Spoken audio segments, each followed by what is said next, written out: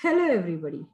Welcome to KMMC ProStart, a training initiative by Kotak Mutual Fund. Welcome to second video of our module, Success in Succession. I am Ms. Meenakshi Dubey and I will be taking you through this module. So, in part 2 of Success in Succession, there are multiple things that we are going to talk. As I had said earlier, we are going to answer the vital question that comes into one's mind. But before that, let us take a quick recap of what we did in video 1. So, in video 1, we had a detailed discussion on what is succession planning, what are the 5 levels of planning, and what is the succession planning process. Whereas in today's video, in video 2, we will be talking about how we can do the succession planning for small business. What are the reasons one should do a succession planning in small business, and what are the vital questions that one needs to answer. So let us start our presentation here. Let us see succession planning for small business. So if I have to talk about succession planning for a small business, let us understand why it is needed. First of all, it is needed to understand rather than handle the emergency situation. Okay, or maybe what we need to do is in emergency we need to do a succession planning, and the second thing is we can do a long-term succession planning. First, let us see why there is a need of emergency succession planning. Emergency succession planning is needed in the event a key leader needs to be replaced unexpectedly. Now, as I said in my last video, this is something which has suddenly happened, right? It could be death of the key leader. It could be, if he doesn't own the business, then maybe the opportunities that he's getting in the external market or XYZ factors. Okay. So this need when there is a emergency where where a next person needs to come and take over the responsibilities, where we need the emergency succession planning. In fact, what we all should aim at long-term succession planning. This helps us, in case of an anticipated change in the leadership. Like I know in next 10 years, I am going to retire if I am owning the business. So I know in next 10 years, I am going to retire. So I should have it very clear from today itself that who possibly can take over the business from me. Okay. As I said, I should have the options ready. Not necessary if I have a son and daughter, one of them can only take it. No. So it all depends what is more important for me, whether it is family that is more important for me, or for me, what matters is the business. Okay. So I need to have a clarity on that. Plus, as I said, we need to have the backup ready. Okay. Let us see what are the few vital questions. Let's analyze, okay, and try to answer it. Okay, so these are typically questions that can come to our mind whenever we are thinking of doing a succession planning. Okay, so first of all, the first question that can come to the mind is the business viable for the next generation to get into it? Is it making sense? Does it have the opportunities, right? So now, first of all, what things come to my mind? Things that come to my mind is that what is the future of mutual fund distribution? What is the future of the commission that I'm going to get, the trail, or if I have to put it, in very simple, what is the future of mutual fund distribution in terms of income? As we have already seen, there has been many changes, okay, as compared to the income that one used to get 10 years ago, or maybe 5 years ago. So today, yes, the commission and trail commissions have been curtailed, right? But then what is the opportunity that lies in the Indian mutual fund market? What is the total population of the entire India, which is actually investing into the mutual fund distribution, which is actually investing into mutual fund? Basis on that, I need to take a call that, whether this business will make sense for my next generation or not. Another thing will be, will mutual funds hold a major share of clients' future portfolios? It is a very big question, right? And we need to answer that. Okay, it is an individual answer, because I am going to transfer my own business and not somebody else's business, right? If I see, I need to do a proper study of where is this business going to ahead. Okay, where is this business heading towards? What are my client portfolios? How I can make sure that mutual funds still will be, remain a part of their portfolio. Will it remain? Will it not remain? What are the other options that the client can use when it comes to making money, right? Another very important question, will mutual fund distribution remain profitable, or I have to compromise, or my next generation has to compromise on the income part? Very, very important question. Will my clients' children do business with me? If I have to, there is one more phase to it.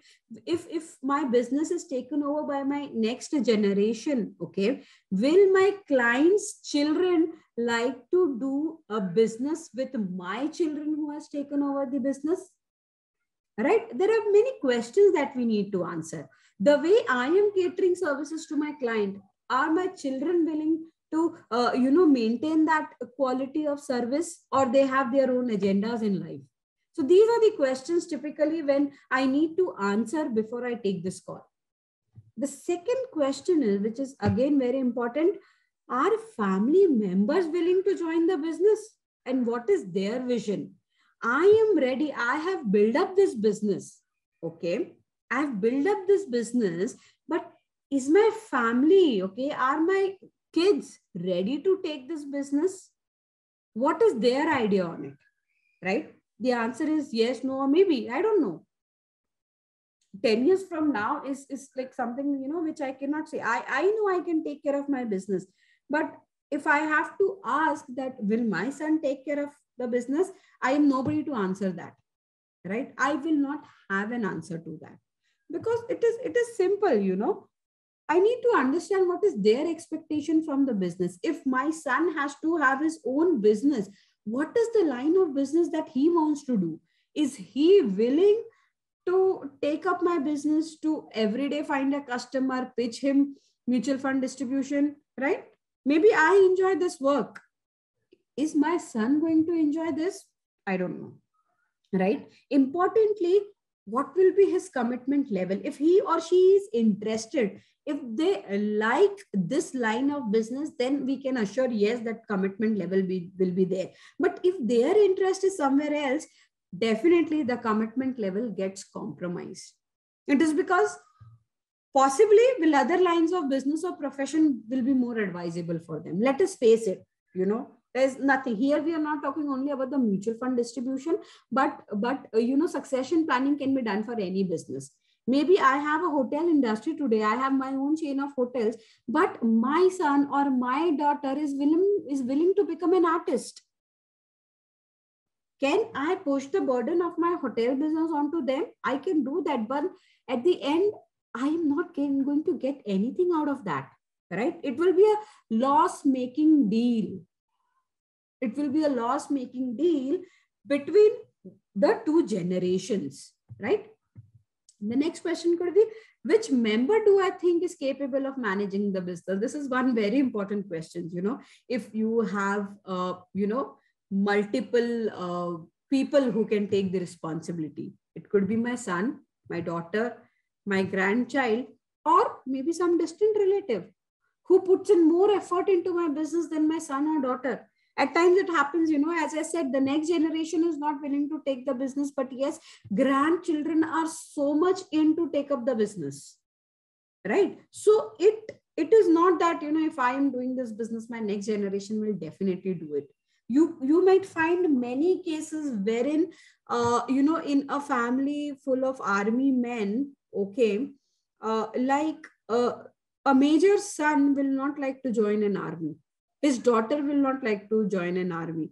Maybe his nephew or niece are so much willing to join that army, right? And we have multiple examples when I have to take this scenario. So it is very, very important to understand that who is capable of managing the business. Two things, willingness and capability, both. The next question could be, is he or she properly qualified and appropriately trained to do so, right? Basic, does he or she has the basic qualifications? But again, this is something that can be managed, right? Qualification. So here are two things. One is the will issue and the second is the skill issue. Skill can always be developed, right? Skills can always be developed. Basic qualification, whatever is needed, can be given. Okay. Advisory and selling skills can definitely be passed on by various trainings, on-job training, or maybe, you know, classroom training, or training in any ways, right? Has he or she received any basic trainings in mutual fund? If not, nothing to worry. It is, you know, basics of mutual fund is not at all difficult. Here we are talking about basics of mutual fund because we are into that business, right? So getting anything, making a person, train or training a person is not difficult. The problem is he should be acceptable. He should accept that and he should be willing to learn all those things, right? It is important that the person, whoever is ready to take the responsibility, should understand relationship management, because our business is all about relationship management, right? Our business is all about relationship management. Our business is not a 1 year or a 2 year scenario. I have met multiple IFAs, multiple distributors who has been catering to investors since more than a decade now. Right? So our business is all about relationship management, and that is what is to be, that is what on, on what we need to train our people. The next question is, what professional qualifications could help them? Right? There are multiple, it all depends, you know, how much I want to upgrade myself. The basic is the NISN certification, right? After that, depending on his or her willingness, he can definitely go into professional qualifications like becoming a certified financial planner or a chartered wealth manager. Okay, he or she, while working, also can go ahead and apply for higher qualifications like a CFA or a chartered accountant. Even kids can actually do specialized studies into business management, right? Even that is needed. So again, qualification is something that can be given to them, right? As I said, skill and will issue. Skill is something that we can always train them, and there is no specific age for that. Today also, if I decide, okay, if I am not an MBA, tomorrow I say I want to have an MBA degree, now nobody can stop me, right? I can do that. So qualifications can be given at any point of time. Any specific experience they need to gain with respect to skills or technical, or both? So definitely yes, a formal training can be given to them in equity market, debt market, risk analysis, understanding the fundamentals of the company, understanding the sectors, everything is required. So again, it depends on what is the line of business, and every business has its own nitty-gritty to understand. Very much importantly, on which we need to train our people, is cross-training.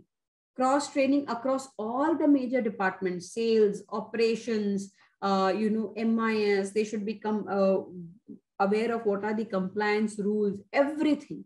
Okay. Again, whatever industry they are going into, they should be trained on all the major departments so that they understand the process. Understanding the process is also very important.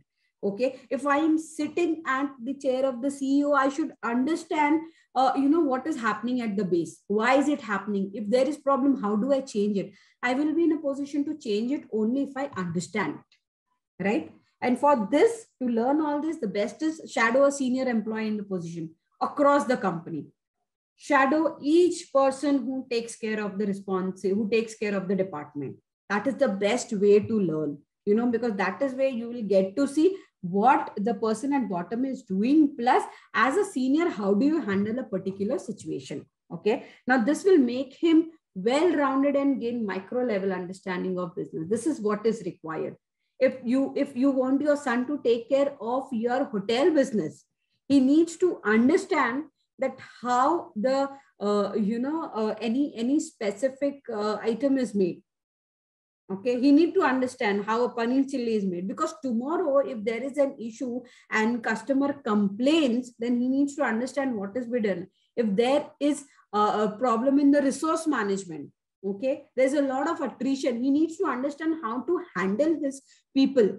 What does he need to do to motivate his people so that they remain into the work? So all these things are required, and this is only possible when an individual gets into the basic and learn everything. The next thing is, should I look at professionals, internal or external, to run the business instead? The choice is mine, right? Depends on how capable my people are, how capable my family members are to take it. And this is a very, very strong decision. If I feel that my kids are not capable of taking it, I can hand it over to the professionals. Okay. So in here, I have to decide what is more important to me. Is business more important to me? Okay. Or, I need to decide whether what is the action that is going to benefit the business. Can my son take care of the business, or should I hire professionals? Because if my son is not interested in the business, then it is no point in transferring my business or giving my business to him, because then what will happen is my business will, keep dying every day, right? Because my son is not able to give 100% as it is not of his interest. I am making the business suffer. I am making the son suffer. What could I do is, maybe I can hire professionals who can do better justice to this business as compared to my son. And there is no hard feeling in this, right? Will growth and profit be better delivered by professionals? Very much. This is what I just spoke about, right? If the professionals can give me better growth, I am happy. What I need growth. If I feel that my son is not interested in my business, I let him do whatever he wants to do, and I hand over my business to professionals. I can see growth on both the sides. I can see my son growing, I can see my business growing, for which definitely I'm paying a certain amount to the professionals, right? I just need to identify, are these professionals available internally? Are there people who can take care of my business, or I need to outsource it, or I need to hire people from outside? But yes, it could be a sensible decision, right? It has to be a sensible decision and not an emotional decision. Keep that in mind. Another thing is, should I sell the business, create an asset, and keep my family members as beneficiaries? Even that is a good option, right? Instead of letting business die every day, it is better I sell the business. There are people who are ready to take up your settled business, okay? And for which they actually give you a good amount. You are in a position to create an asset. At the end, definitely beneficiaries could be your family members itself, right? But what is important? It is important for me to understand, it is important for me to take a call that would selling business be the right strategy? That is, I have to decide, right? The reasons could be multiple. The reasons could be multiple, as we have just discussed. But then I need to take this call. Importantly, is business at peak valuation high? Can I get a good price? If yes, and you feel that rather than letting my business die every day, okay, maybe I can get a good price for it. At least I can secure my future. I can secure my family's future, right? An annuity created from the sales process to go to the family members.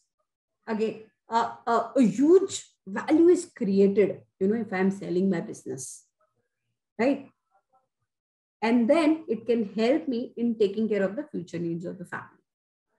And then it is my call, whether I give this money to my kids to have their own business or whatever. That is a different story altogether.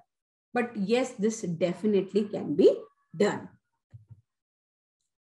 In our next video, we will be seeing what are the guiding principles for successful succession planning, which is very, very important. So while doing succession planning, it is very important to keep these principles in mind. As I said, as I keep saying in all my videos, these are the places through which you can connect with us. These are the points through which you can connect with us.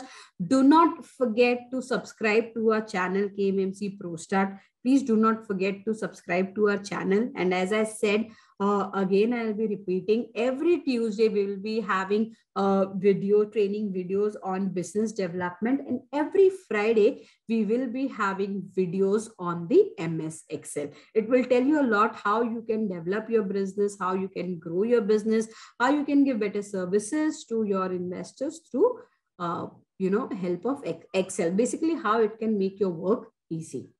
So that is all from my side. Thank you so much. Mutual fund investments are subject to market risks. Read all scheme-related documents carefully.